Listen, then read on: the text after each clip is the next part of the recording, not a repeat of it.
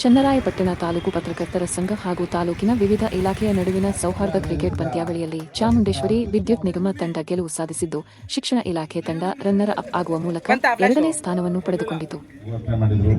ನಾನು ವೀಕ್ಷಕರಾಗಿ ಮಾಡ್ತಿದ್ದ ತುಂಬು ಬಹಳ ಅತ್ಯುತ್ತಮವಾಗಿ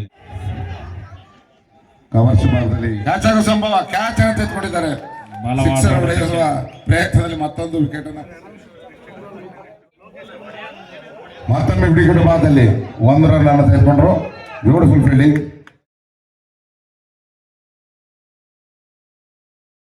ಪ್ರತಿ ವರ್ಷದಂತೆ ಈ ವರ್ಷವೂ ಕೂಡ ಪಟ್ಟಣದ ತಾಲೂಕು ಕ್ರೀಡಾಂಗಣದಲ್ಲಿ ಆಯೋಜನೆ ಮಾಡಲಾಗಿದ್ದ ಕ್ರಿಕೆಟ್ ಪಂದ್ಯಾವಳಿಯನ್ನು ಶಾಸಕ ಸಿಎಂ ಬಾಲಕೃಷ್ಣ ಉದ್ಘಾಟನೆ ಮಾಡಿದರು.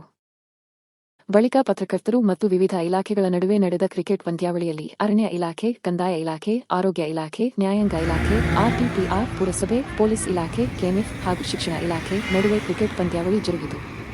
ವಿವಿಧ ಇಲಾಖೆಗಳನ್ನು ಮಣಿಸಿ ಅಂತಿಮ ಘಟ್ಟಕ್ಕೆ ತಲುಪಿದ ಶಿಕ್ಷಣ ಇಲಾಖೆ ಮತ್ತು ವಿದ್ಯುತ್ ಇಲಾಖೆ ನಡುವಿನ ಪಂದ್ಯಾವಳಿ ರೋಚಕತೆ ಮತ್ತು ಕುತೂಹಲಕಾರಿಯಾಗಿತ್ತು. ವಿದ್ಯುತ್ ಇಲಾಖೆ ತಂಡ 6 ಓವರ್ಗಳಿಗೆ 49 ರನ್ ಪಡೆದರೆ, ಶಿಕ್ಷಣ ಇಲಾಖೆ 6 ಓವರ್ಗಳಿಗೆ 46 ರನ್ಗಳನ್ನು ಪಡೆಯುವ ಮೂಲಕ ಸೋಲನ್ನು ಅನುಭವಿಸಿತು.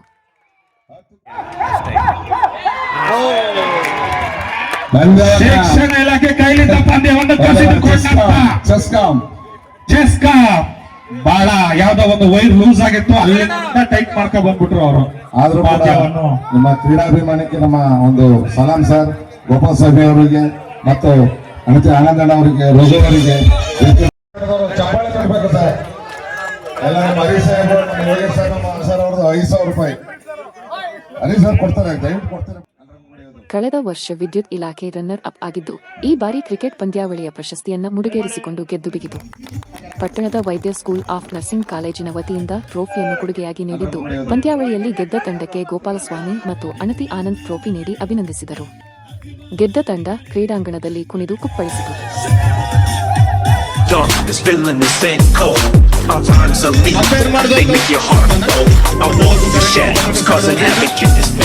You can't escape my wrath, I'm everywhere. I've got a smirk on my face, a devilish grin. I'll take you down and I won't let you win.